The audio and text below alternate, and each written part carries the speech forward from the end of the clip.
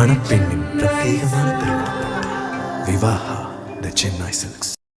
GT Holidays, South India's #1 travel brand. You know you are special when you're with GT Holidays. Nakkeeran நேயர்களுக்கு வணக்கம். இந்த சிறப்பு நேர்காணலுக்கு உங்களை வரவேற்கிறோம். இந்த நேர்காணலில் நம்மோடு இணைந்திருப்பவர் பேராசிரியரும் சர்வதேச விவகாரங்களுக்கான நிபுணருமான திரு கிளாட்ஸ்டன் சேவியர் அவர்கள். வணக்கம் சார். வணக்கம் சார். அமெரிக்க அதிபர் ட்ரம்ப் அவர் போட்ட அந்த ட்வீட் தான் இப்போ இந்தியா முழுக்கவே ஒரு பேசு பொருளாக மாறி இருக்கு. இந்தியாவுக்கும் அமெரிக்காவுக்கும் ஒரு வர்த்தக ஒப்பந்தம் நாங்கள் எட்டிட்டோம். இதன் மூலிமா இந்தியா ரஷ்யாவிடமிருந்து எண்ணெய் வாங்குதலை நிறுத்திடும், அதுக்கு பதிலாக வெனிசுவேலா எண்ணெயை இந்தியா வாங்க போகுது அப்படின்ற மாதிரி ஒரு தகவல் தெரிவிச்சிருக்காரு. அதை மோடியுமே அது சில விஷயங்களை உறுதிப்படுத்துறாரு. இந்த மாதிரி ட்ரம்ப்போட பேசினது உண்மைதான், இந்த மாதிரி டீல்லாம் நாங்கள் போட்டிருக்கோன்ற மாதிரி சொல்றாரு. ஆனால் ரஷ்யாவோட எண்ணெயை நாங்கள் வாங்குறத நிப்பாட்டல அப்படின்றத மோடி அதை தெளிவாக சொல்லலை. ஸோ இதுலேயே ஒரு பெரிய முரணாக பார்க்கப்பட்ட சமயத்தில் இந்த ஒரு வர்த்தக ஒப்பந்தத்தை பற்றி ஒரு ஆய்வாளராக உங்களுடைய முதற்கட்ட பார்வை என்ன சார்? நேயர்களுக்கு வணக்கம். இந்த கடந்த ஒரு மாதமாகவே ஒரு மிகவும் கடினமான நிலையில போய்கிட்டு இருந்த இந்த டாக்ஸேஷன் அல்லது டாரிஃப்னு சொல்லக்கூடிய இந்த இஷ்யூ இப்போ ஓரளவுக்கு செட்டில் ஆகிட்டு வருது அப்படிங்கிறத முதல்ல பார்க்கணும். இது எதன் அடிப்படையில் இது அமைஞ்சிருந்துச்சுன்னா, இந்தியா ரஷ்யா கிட்ட இருந்து எண்ணெய் வாங்குறதுனால இந்தியா மறைமுகமா ரஷ்யாவினுடைய போருக்கான பண உதவியை செய்யுது அப்படிங்கிறது முதல் வாதம். இரண்டாவது வாதம் என்னன்னா, இந்தியா மிக குறைவு அளவுல பெட்ரோலை வாங்கிட்டு அதான் மிக அதிக அளவு விலையில இந்தியாவில் விற்கும் பொழுது இதுக்கான இந்த லாப நோக்கம் மிக அதிகமா இருக்கு அப்படிங்கிறது இரண்டாவது குற்றச்சாட்டு. மூணாவது குற்றச்சாட்டு, மற்ற இடங்கள்ல இருந்து எண்ணெய் வாங்காம ரஷ்யாவிடமிருந்து மட்டும் எண்ணெய் வாங்கும் பொழுது அது ஒரு நியாயமற்ற ஒரு வியாபாரமா அமெரிக்கா பார்த்துட்டு வருது. இது பல நாட்களாகவே அமெரிக்காவுக்கு நெருடலா இருந்த ஒரு விஷயம். குறிப்பா இந்த போர் மூண்டதுக்கு அப்புறம் அமெரிக்கா என்ன பண்றாங்கன்னா, உடனடியா ஒரு டைரக்ஷன் கொடுத்து, நீங்க ரஷ்யா கிட்ட இருந்து எண்ணெய் வாங்கினீங்கன்னா அதனாலேயே எங்க பொருள் எதையுமே நீங்க உங்க பொருள் எதையுமே எங்க கிட்ட விற்க முடியாது, அப்படி வித்தீங்கன்னா அதுக்கு அளவுக்கு அதிகமான வரிகளை நாங்க போடுவோம் அப்படின்னு சொல்லி அது 100ல ஆரம்பிச்சு அப்படியே குறைஞ்சு வந்துச்சு. இதனால பெருவாரியான மக்களுக்கு சரியான பாதிப்பு ஏற்படுச்சு. குறிப்பா பின்னலாடைகள்ல இருக்கக்கூடியவங்க, அப்புறம் இந்த ஜெம்ஸ் அப்படின்னு சொல்லக்கூடிய இந்த கல் ஜெம்ஸ், அந்த மாதிரி செமி ப்ரெஷஸ் ஸ்டோன்ஸ் அப்படின்னு சொல்றாங்க அது. அப்புறம் மற்றபடி எலக்ட்ரானிக்ஸ் மார்க்கெட், இது எல்லாத்துலயுமே மிகப்பெரிய வீழ்ச்சியும் சரிவும் ஏற்பட்டது. இதை தொடர்ந்து இந்தியா அதனுடைய நிலைப்பாட்டை கொஞ்சம் மாறுது அப்படின்னு புரிஞ்சுக்கிட்டு அமெரிக்கா அந்த டாரிஃபை குறைச்சிருக்காங்க. இதுக்கு பல்வேறு காரணங்களை நம்ம பார்க்கலாம். எதுக்கு இந்தியா இவ்வளவு வாங்கிட்டு இருந்த தீப்பாய்களை உடனடியா குறைச்சது? இது ட்ரம்ப்போட இன்ஃப்ளூயன்ஸா இல்ல தானே குறைச்சாங்களா அப்படிங்கிறது நமக்கு ஒரு முக்கியமான கேள்வி ஒண்ணு எழுது. இந்த கேள்வி எழும்பொழுது நம்ம எப்படி இந்த மனசுல பார்க்கணும்னா, முதலாவது, இந்தியா ஒரு சாவரின் கண்ட்ரியா இருக்கும் பொழுது நம்ம யார்கிட்ட வேணா வியாபாரம் பண்ணலாம், யார்கிட்ட வேணா வாங்கலாம், எங்க வேணா விற்கலாம், நம்ம நினைச்ச விலைக்கு விற்கலாம் அப்படின்னு நம்ம நினைக்க கூடாது. இது சாவரினிட்டி இருந்தாலும் இந்தியாவுக்கு கூடிய மிகப்பெரிய பிரச்சனை என்ன, மற்ற நாடுகளை சார்ந்து இருக்கக்கூடிய ஒரு நிலை இருக்கு. அது சைனாவா இருக்கலாம், ரஷ்யாவா இருக்கலாம், அமெரிக்காவா இருக்கலாம், இல்ல வேற எந்த நாடா வேணா இருக்கலாம். இப்போ குறிப்பா யூரோப்பியன் யூனியன். இப்போ இந்தியா ஏற்கனவே அமெரிக்காவுடைய ஒரு மிக நெருங்கிய நட்புள்ள ஒரு நாடா நம்ம பார்த்துட்டு இருந்தோம். அதே சமயத்துல ரஷ்யாவும் நட்பு நாடா தான் வச்சிருந்தது. இப்படி வந்ததால இந்தியாவுக்கு ஒரு மிகப்பெரிய சிக்கல் என்னன்னா, ரஷ்யாவோட போறதா அமெரிக்காவோட போறதா. அமெரிக்கா என்ன பண்ணாங்க, ஒரு நிர்பந்த நிலையில கொண்டு இந்தியாவை விட்டாங்க. எங்கேயாவது ஒரு இடத்த நீங்க சூஸ் பண்ணி தான் ஆகணும். இப்போ எங்களுக்கு வரிகளை நாங்க வரிகளை குறைக்கணும் அப்படின்னா கண்டிப்பா நீங்க அங்கிருந்து எண்ணெயை வாங்கக்கூடாது அப்படின்னு ஒரு நிர்பந்தத்தை கொண்டு வராங்க. இதை ஏற்றுக்கிட்டு தான் இப்போ இந்த மாற்றம் ஏற்பட்டிருக்கு. ஆனா நம்ம இதுல என்ன நல்லா புரிஞ்சுக்கணும் அப்படின்னா, 2 மிகப்பெரிய நிறுவனங்கள் தான் ரஷ்யால இருந்து இந்த மாதிரி எண்ணெய் வளங்களை எடுத்து இங்க அதை ரிஃபைன் பண்ணி பதப்படுத்தி வேற நாடுகளுக்கு அனுப்புறாங்க. அப்படி அனுப்பும் பொழுது அது இந்திய தேவையோட மிக அதிகமான தேவைக்குரிய எண்ணெயை வாங்கி அனுப்புறாங்க. அப்போ இவங்களுக்கு வந்து இதனால வந்து குறைக்கப்பட போவது என்னன்னு பாத்தீங்கன்னா, அந்த நிறுவனங்களுக்கான வரத்து தான் குறைய போதே தவிர இந்தியாவுக்கு வர வரத்து குறையதுக்கான வாய்ப்பு இல்லை. சார், இப்போ நீங்கள் சொன்னது போலவே இந்தியாவுக்கு வந்து அமெரிக்காவும் முக்கியம், ரஷ்யாவும் முக்கியம், அந்த மாதிரி ஒரு பாலிசி தான் வச்சுருந்தாங்க. ஆனால் அந்த நிர்பந்தம் அப்படின்று சொல்லும்போது தான் இங்கே எதிர்க்கட்சிகள் சொல்லக்கூடிய குற்றச்சாட்டு பெருசாக பேசப்படுது சார். ஏதோ ஒரு வகையில் மோடி வந்து ட்ரம்ப்போட அழுத்தத்தின் காரணமாக ட்ரம்ப்போட அந்த நிர்பந்தத்திற்கு அடிபணிஞ்சு போயிட்டாரு. அதனால தான் இந்த மாதிரி ஒரு ரஷ்யாவிடமிருந்து எண்ணெய் வாங்க நிறுத்துறாரு, இல்லை வந்து அவரோட சொல்லுக்கு ஏற்ற மாதிரி அந்த வர்த்தகத்தை வந்து மோடி சரின்னு சொல்லிட்டாரு. அதாவது தேச நலனுக்கு எதிராக இருக்கக்கூடிய வர்த்தகத்தை வந்து மோடி வந்து அடிபணிஞ்சு ஏற்றுக்கிட்டாரு அப்படின்ற மாதிரி குற்றச்சாட்டை வந்து இப்போ வைக்க ஆரம்பிச்சிருக்காங்க சார். ஸோ இதை எப்படி புரிஞ்சுக்கிறது? எதெல்லாம் சொல்லி ட்ரம்ப் வந்து மோடியை கன்வின்ஸ் பண்ணியிருக்க கூடும்னு பார்க்குறீங்க? அதாவது கன்விக்ஷன் அப்படிங்கிறது ஒரு சிம்பிளான பாயிண்ட். இது மோடி வந்து ட்ரம்ப் சொல்லி கன்விக்ஷன்றத விட இங்க இருக்கக்கூடிய கால சூழ்நிலையினுடைய நிர்பந்தமா தான் அதை முதல்ல பார்க்கணும். இந்த கால சூழ்நிலை எப்படி இருக்குன்னா, பொருளாதாரம் வந்து பணவீக்கம் பெரிய அதே விலை இதாயிருச்சு. குறிப்பா இந்திய ரூபாயினுடைய விலை வந்து அப்படியே சரிஞ்சுக்கிட்டே போகுது. அடுத்தது இந்த ஸ்டாக் எக்ஸ்சேஞ்ச் இந்த மாதிரியான மார்க்கெட்டுடைய இது வந்து ரொம்ப மிக சரிவு நிலையில இருந்தது. இப்படி இருக்கும்பொழுது பொருள் தேக்கம் ஏற்படும் பொழுது அந்த பொருள் தேக்கம் வந்து எல்லாருக்கும் வீணா போயிடும். இப்போ குறிப்பா வந்து கிறிஸ்துமஸ் சேல் அப்படிங்கிறது ஒரு மிகப்பெரிய சேல் அமெரிக்காவில். பொருட்கள் வந்து பின்னலாடை பொருட்களா இருந்தாலும் சரி, அல்லது சாதாரண சின்ன சின்ன குட்ஸா இருந்தாலும் சரி, எதுவா இருந்தாலும் அந்த நவம்பர் மாதம் தொடங்கி அது டிசம்பர் கடைசி வரைக்கும் தான் அந்த சேல் பீரியட் அவங்களுக்கு. இப்ப இந்தியாவில் எல்லாத்தையும் தயாரிச்சு வச்சுட்டாங்க. திடீர்னு இந்த மாதிரி ஒரு டாரிஃப் கொண்டு வரும் பொழுது மக்கள் வந்து செய்வது என்னன்னு தெரியாம ஒரு மாதிரி திண்டாடி போறாங்க. இதுல இருந்து ஒரு என்னதான் பண்றது, எப்படிதான் அந்த மீட் எடுக்கிறது அப்படின்னு பார்த்தா அதுக்கு ஒரே வழிதான் இருக்கு. நம்ம கொஞ்சம் அதாவது நெலிஞ்சு சுழிய செலவுகளுக்கு ஏற்றபடி நம்ம கொஞ்சம் விட்டு கொடுத்து தான் ஆகணுங்கிற மாதிரி இருக்கு. ஆனா இதுல என்ன ஒரு பிரச்சனைனா, இது இந்தியாவுக்கு மட்டும் இது பிரச்சனை இல்லை. உலக நாடுகள் நிறைய நாடுகளுக்கு பிரச்சனை இருக்கு. இப்ப அண்டை நாடுகளான வியட்நாம் போற நாடுகள் எல்லாத்துக்குமே கூட பிரச்சனை இருக்கு. ஆனா 18% டாரிஃப் அப்படிங்கிறது ஸ்டாண்டர்ட் டாரிஃபா கொண்டு வந்துட்டாங்க. மற்ற போட்டி போடக்கூடிய நாடுகள்லயும் அதே அளவு தான் டாரிஃப். இரண்டாவது முக்கியமான விஷயம், இந்தியாவோடு அவங்க உறவு வச்சுக்கலன்னா வேற எந்த நாட்டுல இருந்து இதை எடுப்பாங்க அப்படிங்கறதுல அமெரிக்காவும் தேட ஆரம்பிச்சிட்டாங்க. இப்போ இந்த தேடல்ல வந்து இந்தியாவுக்கு இந்த டீல் வந்து தேவைப்படுது. அதே மாதிரி அமெரிக்காவுக்கும் தேவைப்படுது. அமெரிக்காவில பயங்கரமான இன்ஃபிளேஷன். சாதாரணமா வந்து வித்துக்கிட்டு இருந்த ஒரு $2 $3 வித்துட்டு இருந்த சாமான்கள்லாம் இப்ப கிட்டத்தட்ட ஒரு $8 $10 அளவுக்கு போயிருச்சு. அந்த அளவுக்கு இன்ஃபிளேஷன் 100 டைம்ஸ்க்கு மேல ஏறிடுச்சு. இப்ப இது வந்து மோடிக்கும் வந்து எந்த அளவுக்கு அழுத்தம் இருந்துச்சோ அதே மாதிரி ட்ரம்ப்புக்கும் அந்த அழுத்தம் இருக்கு. பொருளாதார அழுத்தங்கள் இருக்கு. அதன் அடிப்படையில தான் இது நடந்திருக்கு. அது மட்டும் இல்லாம மற்றபடி பேக் சேனல் டாக்ஸ், மற்றபடி மற்றவங்க பேசுறது கூட எல்லாம் சேர்ந்து இதை ஒரு நல்ல முடிவுக்கு வரும் அப்படிங்கறதான் எல்லாத்துடைய எதிர்பார்ப்புமா இருக்கு. அந்த ஒப்பந்தத்தோட முழுமையான தகவல் இன்னும் பெருசா எங்குமே வரல நமக்கு இன்னும். ஏன்னா 2 தலைவர்களும் சொல்றாங்களே ஒழிய அது குறித்தான முழுமையான தகவல் அந்த என்னென்ன பரிமாறப்பட்டதுன்னு சொல்லிட்டு பெருசா தெரியல. இதுல குறிப்பா எண்ணெய் வளங்கள் பத்தி பேசும்போது ஏற்கனவே நம்ம ரஷ்யாவிடமிருந்து டிஸ்கவுண்டட் ரேட்ல வந்து நம்ம எண்ணெய் வாங்கிட்டு இருந்தோம். ஆனா அதை வந்து இப்போ கொஞ்சம் கொஞ்சமா குறைச்சிட்டு வர்றோம். அதுக்கு பதிலாக ட்ரம்ப் வந்து வெனிசுலா எண்ணெய் வாங்கிக்கோங்கன்னு சொல்லிட்டு இந்தியா இடத்துல ஒரு அழுத்தம் கொடுக்குறாரு. இப்போ வந்து இந்த எண்ணெய் வளங்களை பத்தி பேசும்போது அந்த ஒரு டிஸ்கவுண்டட் ஆயில் ப்ரைஸை வந்து நம்ம வந்து அதில் குறைச்சிக்கிட்டு இவர் சொல்றது மாதிரி அதிகப்படியான விலை கொடுத்து எண்ணெய் வாங்குறதுக்கான அந்த சக்தி வந்து நம்மள்கிட்ட இருந்தாலுமே அது பொருளாதாரத்தை பத்தி பேசும்போது என்னென்ன விளைவுகளை ஏற்படுத்தும் நம்ம பார்க்கலாம் சார். அதாவது ஒரு விஷயத்த நல்லா புரிஞ்சுக்கணும், சிங்கிள் சோர்ஸ் ஆயில் அப்படிங்கிறது கிடையாது. எங்கேயுமே ஒரு இடத்துல தான் வாங்குவோம் அப்படிங்கிறது கிடையாது. ஆனா வெனிசுவேலால இருந்து இது வரைக்கும் நம்ம எண்ணெய் வளங்களை மிக மிக குறைவான அளவு தான் எடுத்திருக்கோம். நெக்லிஜிபிள், 1% கீழே இருந்தா அங்க இருந்து வருது. இப்ப அமெரிக்காவில் ஒரு வியாபாரத்திறனை தான் அது காட்டுது. அமெரிக்காவோட வியாபாரத்திறன் என்னன்னு பாத்தீங்கன்னா, எப்படியாவது வந்து இந்தியாவினுடைய கூட இருக்கக்கூடிய அந்த மார்க்கெட்டை நம்ம கேபிட்டலைஸ் பண்ணி $500 பில்லியன் வியாபாரம் பண்ணணும்னு நினைக்குது அமெரிக்கா. ஆனா தற்சமயம் ஆகிறது $50 பில்லியன் தான் வியாபாரம் ஆகுது. ஏன்னா இந்தியாவில தான் வந்து வாங்கக்கூடிய திறன் மிகுந்தவர்கள் மிக அதிகமா இருக்காங்க. இரண்டாவது, அமெரிக்கா தயாரிப்புக்குன்னு இன்னொரு மோகம் இருக்கதான் செய்யுது.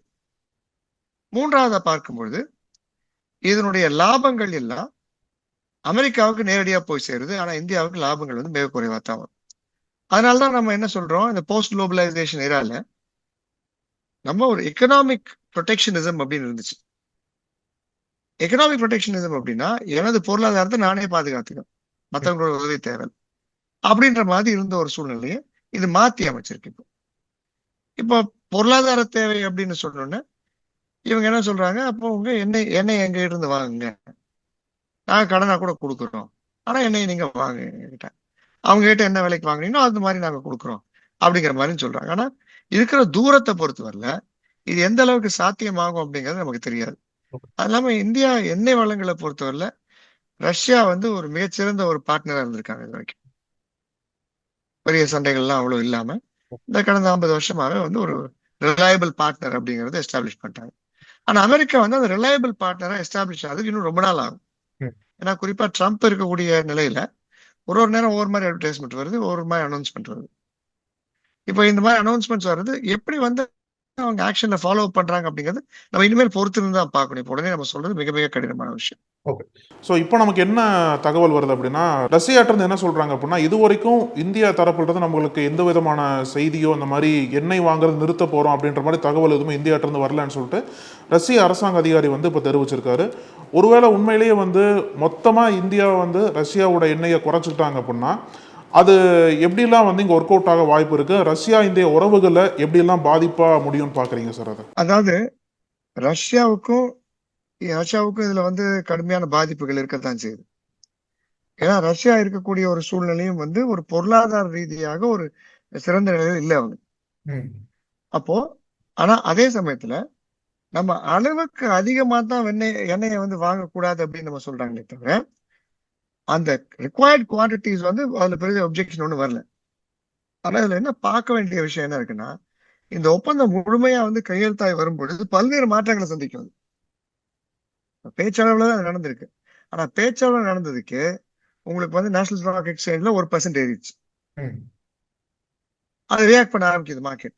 அந்த மார்க்கெட் ஏன் ரியாக்ட் பண்ணுது அப்படின்னா, இப்போ இன்னும் பாதிப்பு வராது அப்படிங்கிற ஒரு சூழ்நிலைய மனசுல வச்சுக்கிட்டு ஒரு கெஸ் ஒர்க் கூட தான் அந்த வந்து ஒரு ரிஃப்ளெக்ஷன் இருக்குது. ஆனா அதே சமயத்துல நம்ம என்ன பார்க்க கூடாது அப்படின்னா, இது ரொம்ப பாசிட்டிவான ஒரு டீல், எல்லாமே கம்மியாயிருச்சு இந்தியாவுக்கு அப்படின்னு நம்ம பார்க்க கூடாது. ஏன்னா இதுக்குள்ள இருக்கக்கூடிய மிகப்பெரிய பிரச்சனையை வந்து அக்ரிகல்ச்சர் செக்டர், வேளாண் துறையை வந்து நம்ம வெளிநாட்டுக்கு விட்டுட்டோம் அப்படின்னா இந்தியாவில் இருக்கக்கூடிய மக்கள் தொகைக்கு அது வந்து பெரிய அளவுல உதவியா இருக்காது, விலையெல்லாம் பயங்கரமா ஏற ஆரம்பிக்கும். வந்து இந்த சர்வீஸ் கேப் வந்து ரொம்ப அதிகமா இருக்கும். யாருக்கு போய் சேருது யாருக்கு போய் சேரல அப்படின்னு சர்வீஸ் கேப் மிக அதிகமா இருக்கும். அதனால நம்ம கொஞ்சம் கவனமா இருக்கிறது இல்ல நல்லது. அது மட்டும் இல்ல, கவனமா மட்டும் இல்ல பொறுமையாவும் இருக்க வேண்டியிருக்கு. ஏன்னா இது உடனடியா நமக்கு வந்து இம்பாக்ட் நமக்கு தெரியாது. ட்ரம்போட டாரிஃப் இம்பாக்ட் இப்பதான் வந்து ஆரம்பிக்குது.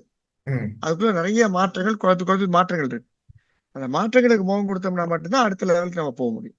சார், நீங்க சொன்னது போலவே ட்ரம்ப் டாரிஃப் பத்தி பேசும்போது இன்னைக்கு அவர் என்ன அறிவிச்சிருக்கு அப்படின்னா, இந்திய பொருட்களுக்கு இதுக்கு முன்னாடி இருந்த அந்த வரியோட அந்த குறைக்கப்படுது 18% அந்த ஸ்லாபுக்கு வந்து கொண்டு வந்திருக்காரு. அதுக்கு ஆப்போசிட்டா அமெரிக்க பொருட்களுக்கு இந்தியா வந்து 0 டாரிஃப் போடணும், டாரிஃபே இருக்கக்கூடாதுன்ற மாதிரி ஒரு கண்டிஷன் முன் வச்சிருக்காரு. நம்ம ட்ரம்ப் பத்தி நம்மளுக்கே தெரியும், அவர் வந்து எந்த ஒரு முடிவு எடுத்தாலுமே அது லாங் டர்மா இருக்க மாட்டாரு, எப்போ வேணா மாறுவாருன்ற ஒரு அபிப்பிராயம் வந்து உலகம் முழுக்கவே எழுந்திருக்கு. ஸோ இந்த ஒரு வர்த்தக ஒப்பந்தம் இது வந்து லாங் டர்மா இந்தியாவுக்கு வந்து எப்படிலாம் வந்து சவாலாக இருக்கும், எப்படிலாம் வந்து சாதகமாக இருக்கும்னு புரிஞ்சுக்கலாம் சார். ஏன்னா இந்தியாவால் அது முடியுமா? ட்ரம்ப் எதிர்பார்க்குற மாதிரி 0% டாரிஃபை வச்சு அமெரிக்க பொருட்கள் இந்தியாவால் அது வாங்குறதுக்கு முடியுமா? அப்படி முடிஞ்சது அப்படின்னா என்னென்ன பாதிப்புகள்லாம் இங்கே வரும்? அது எக்கனாமிக் ப்ரொடெக்ஷனிசம்னு சொன்னேன் இல்லையா, அமெரிக்கா பொருட்கள்னு பாத்தீங்கன்னா மிக மிக குறைந்த பொருட்கள் தான் அமெரிக்கால இருந்து வருது. ஏன்னா அமெரிக்கா வந்து ஒரு உற்பத்தி நாடு கிடையாது. அப்போ அவங்க கிட்ட இருந்து வாங்கக்கூடிய பொருட்களும் வந்து மிக குறைவு. ஆனா இந்தியான்னு வரும்பொழுது ஸ்கேல் வந்து ரொம்ப அதிகம், ஸ்கேல் ஆஃப் குவான்டிட்டி ரொம்ப அதிகம். அதாவது இந்தியாவுடைய மக்கள் தொகை வந்து ஒரு இருக்கக்கூடிய இந்த மக்கள் தொகையில எல்லாருக்குமே உடை வேணும், எல்லாருக்குமே உணவு வேணும், எல்லாருக்குமே எல்லா வசதிகளும் வேணும் அப்படின்னும் போது இந்தியாவால அதை ப்ரொடியூஸ் பண்ண முடியாது, வெளியே தான் வந்தாகும். அது வெளியே இருந்து வரும்பொழுது இவர்கள் கொடுக்கக்கூடிய விஷயங்கள் நமக்கு உகந்ததா இருக்கா அப்படின்னு நமக்கு தெரியாது, இன்னும் தெரியாது. இது வரைக்கும் இருந்தது இல்லை. குறிப்பா தின்பண்டங்கள், உணவு பொறுத்த வரைக்கும் ஒரு நெகட்டிவான இம்பாக்ட் தான் இருந்திருக்கு. ஆனா இன்னும் வரும் காலகட்டங்கள்ல இந்த அமெரிக்காவுடைய இறக்குமதி அதிகமாச்சு அப்படின்னா கண்டிப்பா அது வந்து மாறுறதுக்கு வாய்ப்பு இருக்கு. குறிப்பா விதைகள் எல்லாம் டெர்மினேட்டர் சீட்ஸ் கொண்டு வருவாங்க. ஒரு தடவை விளைஞ்சதுக்கு அப்புறம் அது இறந்து போயிடும். அது திரும்ப போய் வாங்கணும். அப்ப இதனாலேயே என்ன ஆகுது, நிறைய பேருக்கு வந்து பொருளாதாரத்தை வந்து சரி கட்டவே முடியல. அவங்க இன்னும் ஏழையாவே தான் இருக்காங்க. 50 வருஷமா உழைக்கிறாங்க, 70 வருஷமா உழைக்கிறாங்க. அவங்க ஏழையாவே தான் பிறந்து, ஏழையாவே தான் உழைச்சி, ஏழையாவே தான் செத்து போறாங்க. இப்ப இது ஒரு பக்கம் அது இருந்தாலும், இன்னொரு பக்கம் அமெரிக்காவிட்டிருந்து வாங்குற விதை இவங்க நிலைமையை மேலும் மோசமாகத்தான் செய்யும் அப்படின்னு சொல்றாங்க. ஏன்னா இவங்க போடக்கூடிய இதுல என்னென்ன கெமிக்கல்ஸ் இருக்குன்னு நமக்கு தெரியாது. அது ஆர்கானிக் கிளைம் பண்ணாலும் அதை வந்து எந்த அளவுல கொண்டு வந்து உற்பத்தி திறனை வந்து மேம்படுத்தும் அப்படின்னு நமக்கு தெரியாது. அதனால இந்த விஷயங்கள் நம்ம வந்து ரொம்ப வந்து கவனமா கையாள வேண்டிய விஷயங்கள. சார், இன்னைக்கு இந்த செய்தி தான் இந்தியா முழுக்கவே பேசு பொருளாக மாறி இருக்கு. இந்த ஒரு இந்திய அமெரிக்க ஒப்பந்தத்தை பற்றி ஒரு சாமானியன் புரிஞ்சுக்கணும் அப்படின்னா ஒரு ஆய்வாளரா எப்படி வந்து உங்களுக்கு புரிய வைப்பீங்க சார்? இது நடந்திருக்கு, இனி அடுத்து இப்படி நடக்க வாய்ப்பு இருக்கு அப்படின்னா என்ன சொல்வீங்க சார்? அது முன்ன சொன்ன மாதிரி வரி அப்படிங்கிறது எல்லா நாடுகளும் விதிக்கிறதா. ஒரு வருமானத்துக்காக வரி வந்து விதிக்கிறது.